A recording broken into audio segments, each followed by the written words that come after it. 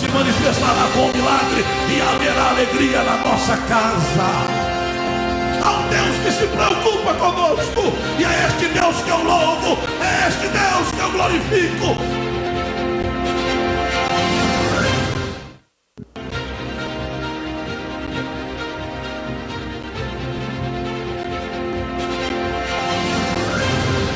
Vamos abrir as nossas Bíblias no último livro da Bíblia, livro do Apocalipse. Eu sei que quando a gente fala em Apocalipse, tem alguém que não gosta muito, né? O livro do Apocalipse é um livro complicado de se entender, há diversas correntes de interpretação do livro do Apocalipse. Tem gente que diz: o livro que eu menos leio é o livro do Apocalipse. Eu gostaria de dizer a vocês que existem dois livros que definem a Bíblia por completo: é Gênesis e Apocalipse. Se nós tirássemos da Bíblia o livro de Gênesis, nós ficaríamos completamente ignorantes a respeito de como as coisas foram criadas. Se nós omitíssemos da Bíblia o Apocalipse, nós ficaríamos completamente ignorantes acerca de como essas coisas chegaram a um fim. Existe um paralelo que se traça entre Gênesis e Apocalipse. Há quem diga que o livro do Apocalipse é o arremate de um grande edifício chamado a Bíblia Sagrada. E há este paralelo, sim, entre Gênesis e Apocalipse, que define por completo a Bíblia. Quando eu olho para o livro de Gênesis, eu vejo o paraíso perdido. Quando eu olho para o livro do Apocalipse, eu vejo o paraíso recuperado. Quando eu olho para o livro de Gênesis, eu vejo a primeira cidade um fracasso total. Quando eu olho para o livro do Apocalipse, eu vejo a cidade dos redimidos um sucesso absoluto. Quando eu olho para o livro de Gênesis, eu vejo o casamento do primeiro Adão. Quando eu olho para o livro do Apocalipse, eu vejo o casamento do segundo Adão. Quando eu olho para o livro de Gênesis, eu vejo o início da maldição. Quando eu olho para o livro do Apocalipse, eu vejo o fim de toda a maldição. Quando eu olho para o livro de Gênesis, eu vejo as primeiras lágrimas. Mas quando eu vou lá para o Apocalipse, eu vejo Deus enxugando dos nossos olhos toda a lágrima. Quando eu olho para o livro de Gênesis, eu vejo a entrada de Satanás. Mas quando eu olho para o livro do Apocalipse, eu vejo o fim e o julgamento de Satanás. Quando eu olho para o livro de Gênesis, eu vejo o homem sendo expulso do jardim do Éden. Mas quando eu olho para o livro do Apocalipse, eu vejo o salvo sendo recebido na Canaã celeste para reinar com o Senhor por toda a eternidade. Capítulo 3 do livro do Apocalipse, a partir do verso 14. Eu quero ler alguns versos. Diz assim: e ao anjo da igreja que está em Laodiceia escreve: isto diz o Amém, a testemunha fiel e verdadeira, o princípio da criação de Deus. Eu sei as tuas obras, que nem és frio nem quente. Tomara que foras frio ou quente. Assim, porque és morno e não és frio nem quente, vomitar-te-ei da minha boca. Verso 17: como dizes, rico sou e estou enriquecido, e de nada tenho falta, e não sabe que és um desgraçado e miserável, e pobre, e cego, e nu.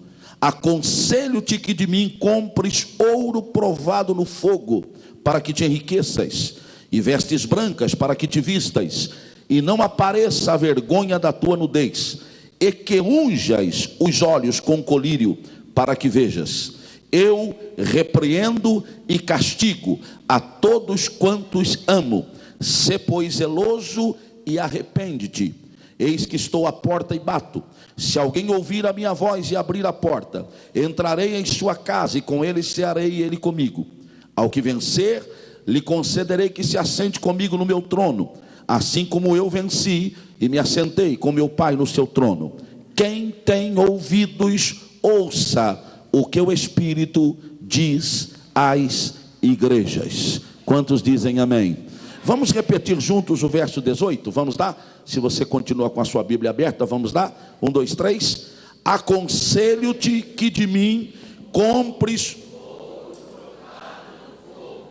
para que te enriqueças, e vestes brancas para que te vistas, e não apareça a vergonha da tua nudez, e que unjas os olhos com colírio para que vejais.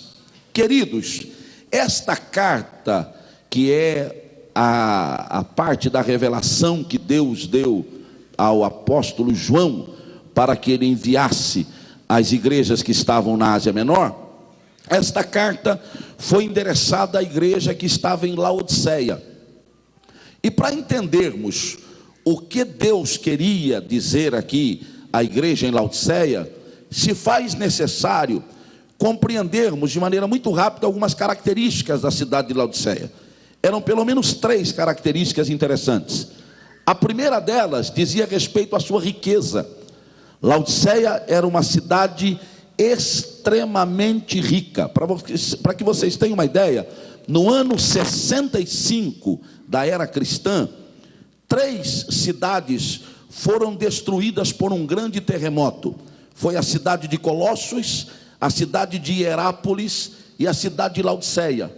E essas 3 cidades foram totalmente ou parcialmente, me perdoe, destruídas por causa de um grande terremoto que as abateu.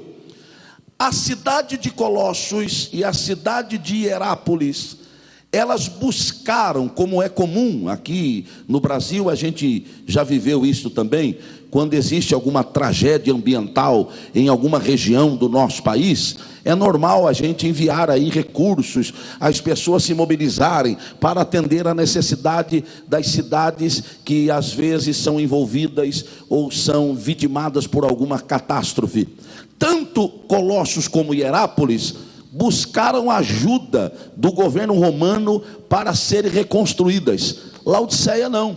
Laodiceia abriu mão. Laodiceia disse: nós não precisamos da ajuda de ninguém, nós temos recursos próprios e vamos reconstruir a cidade com os nossos próprios recursos. Isso demonstrava o poder econômico que tinha a cidade de Laodiceia. Era uma cidade extremamente rica.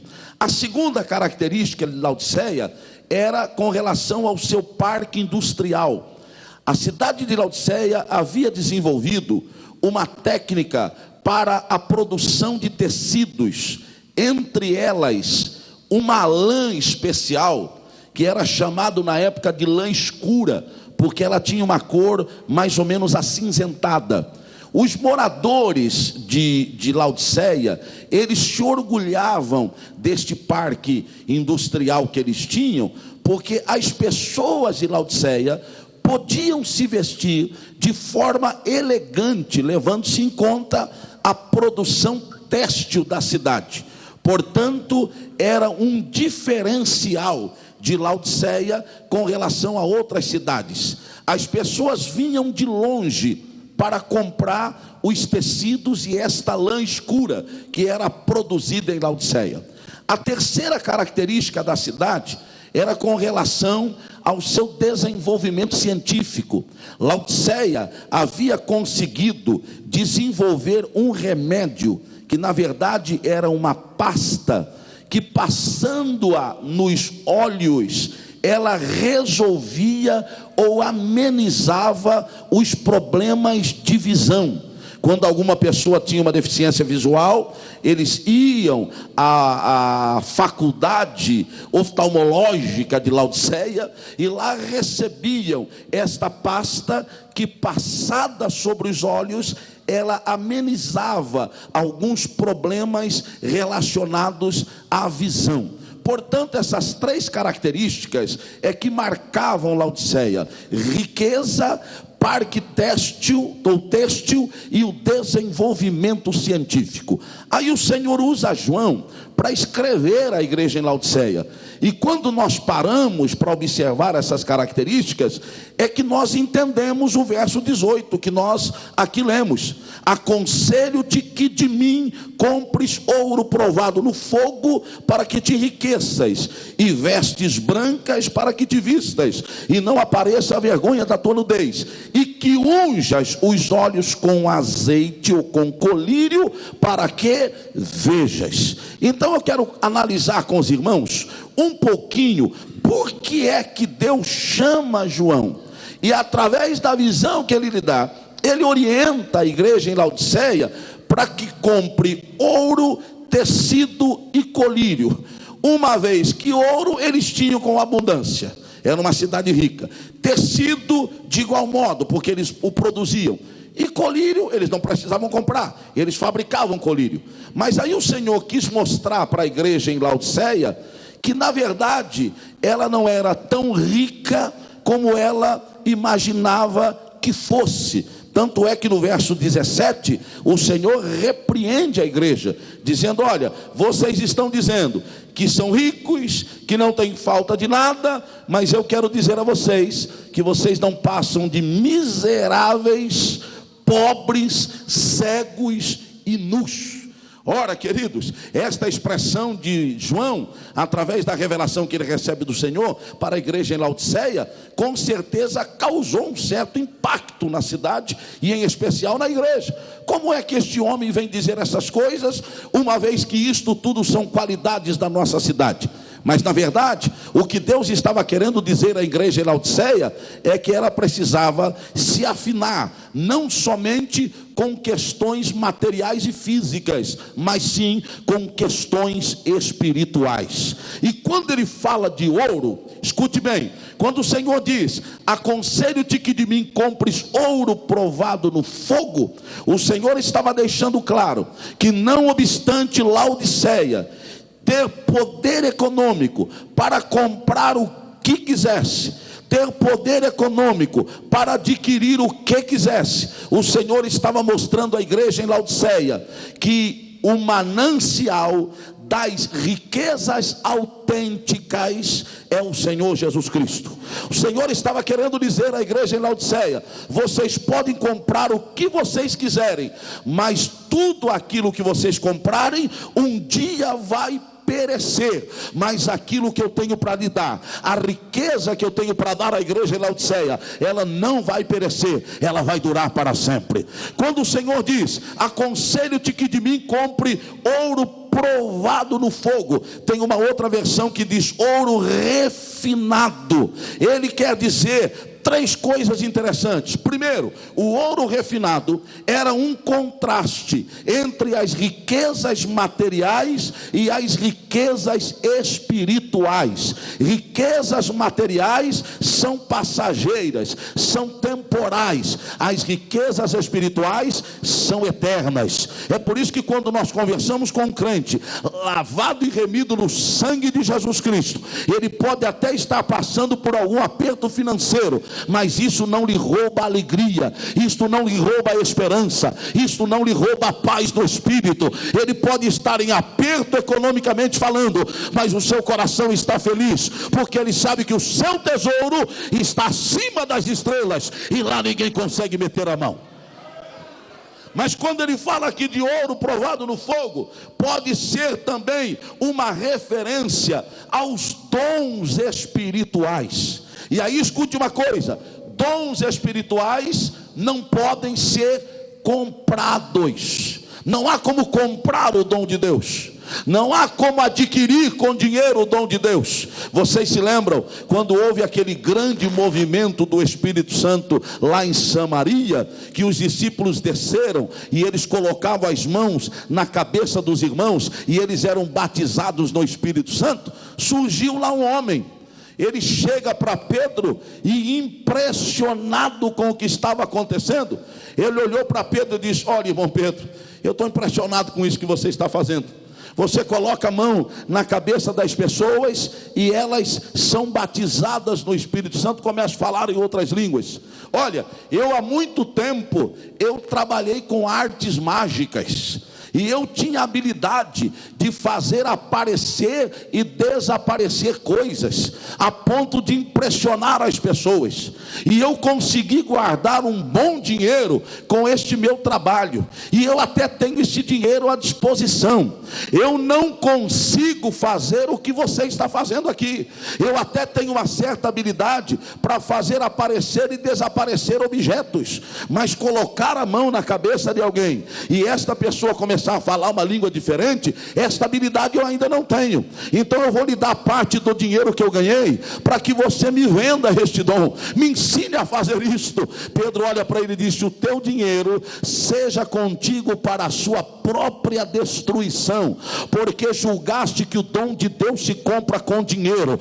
Dom de Deus não se compra com dinheiro. O dom é dado pelo Senhor, mediante o exercício da nossa fé e o desejo que nós temos em recebê-los. Deixe-me dizer aqui que dons espirituais também não é privilégio de meia dúzia, meu irmão. Tem gente que acha: não, eu tenho um dom especial, eu sou um privilegiado. Em hipótese alguma, o dom de Deus é dado gratuitamente, espontaneamente a todos nós. Você veio a esta reunião nesta manhã e você pode sair daqui enriquecido com um dom espiritual, porque o grande doador está aqui conosco, Jesus Cristo de Nazaré.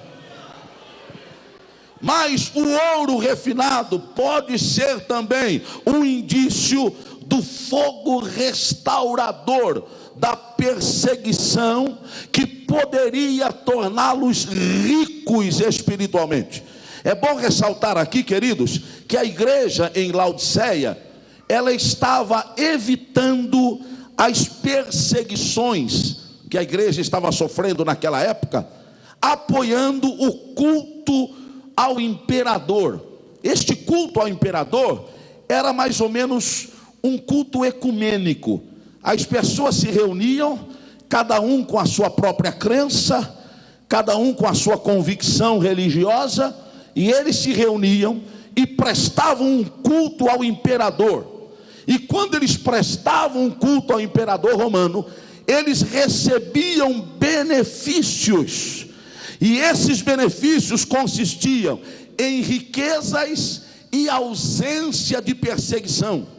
Era como se eles dissessem: se vocês vierem e juntarem-se a nós para oferecermos um culto ao imperador, nós vamos enriquecer a cidade, vamos aumentar o tesouro da cidade, e vamos, mais do que isto, evitar ou impedir que qualquer perseguição possa ser empreendida contra a cidade e contra a igreja. E muitas igrejas estavam aderindo a este comportamento, indo para o culto do imperador, oferecendo adoração a deuses estranhos, e em contrapartida recebendo benefícios ecumênicos, benefícios financeiros e a ausência de perseguição. Aí o Senhor diz à igreja em Laodiceia: olha, eu oriento vocês, eu aconselho vocês que compre de mim ouro provado no fogo. A perseguição às vezes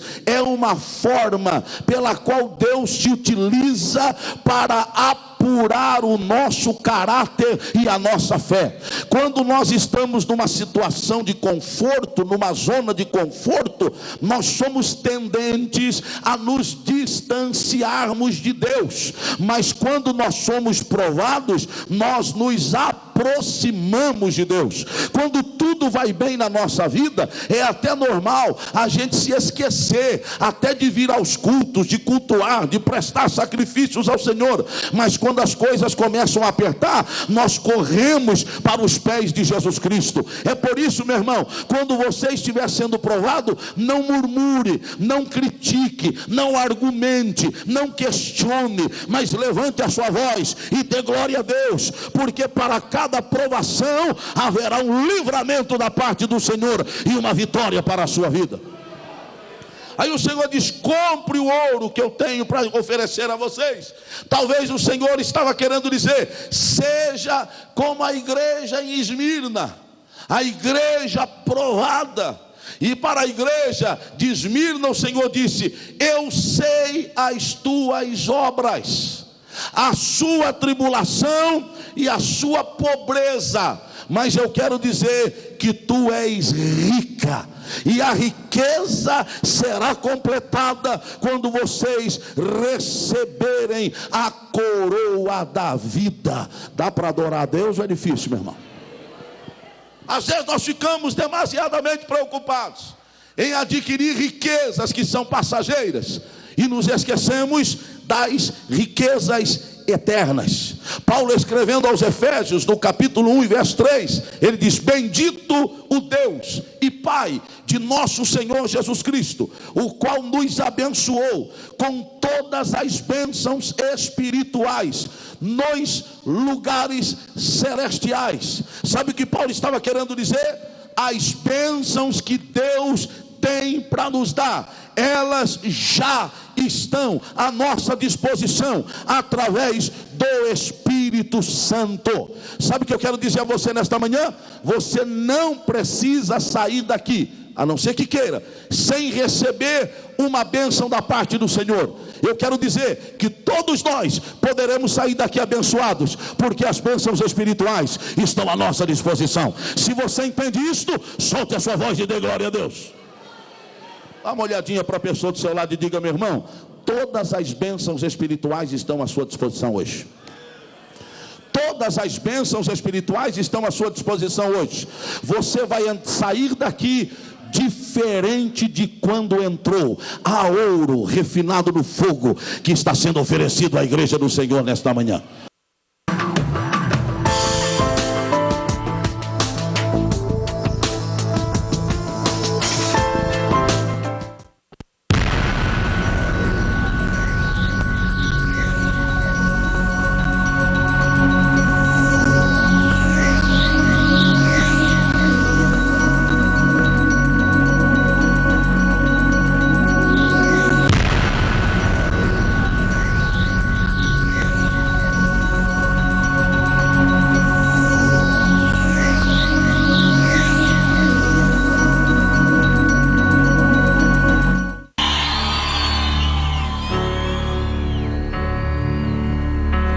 Les aseguro que si tienen fe tan pequeña como un grano de mostaza,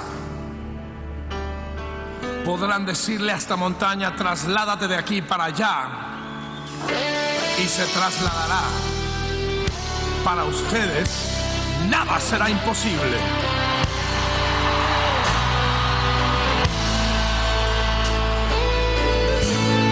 Si puedes creer, las montañas se moverán,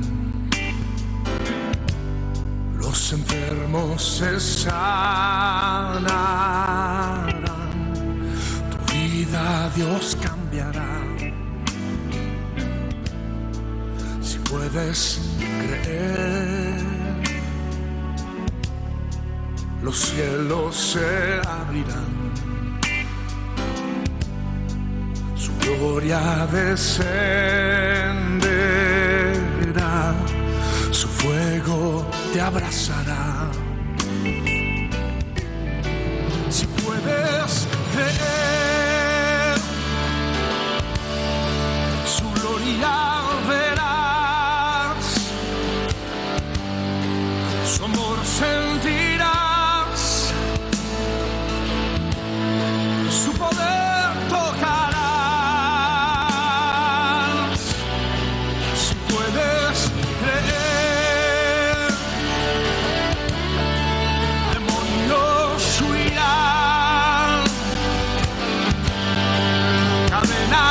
Caerán,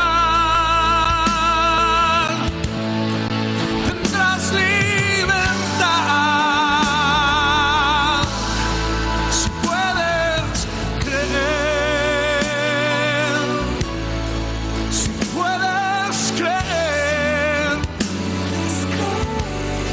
si puedes creer.